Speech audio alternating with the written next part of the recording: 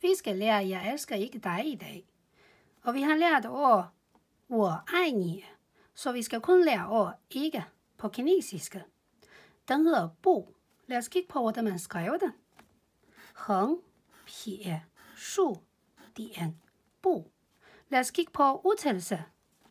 Initial bo, final u, tone antone u, sætter lyd sammen.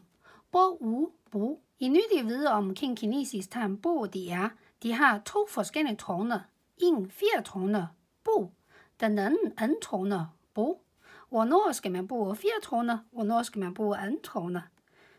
De plejer at bruge 4-toner. Men hvis de beskriver et ord, som har 4-toner, så skal de ændre sin 4-toner til anden-toner. De er i dags tilfælde. Lad os kigge på, hvordan man skriver kinesisk tegn bo, streg efter streg med mange gentagelser. 横 start forfra. 横撇 start forfra igen. Hvad hedder den her streg? Den hedder 横. Hvad med den her streg? Den hedder 撇.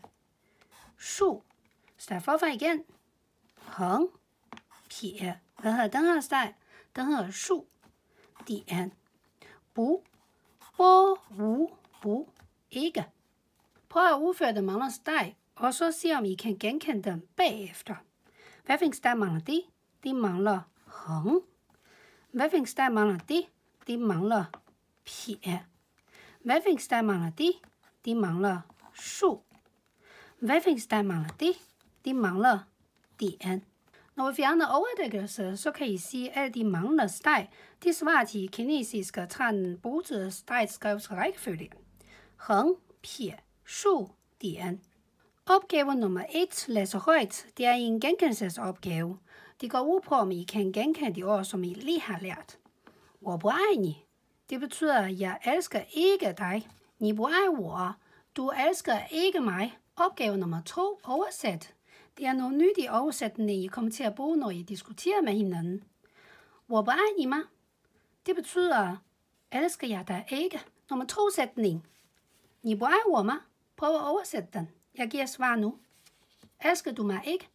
Opgave nummer 3. Prøv at skrive de manglende kinesiske tegn. Hvad for en tegn mangler de? De mangler bu. 我不爱你. Lad os kigge på udtalelser til sidst. Bu. Bo, u, bu, bu. Jeg elsker ikke dig. Tak for i dag. Hej hej.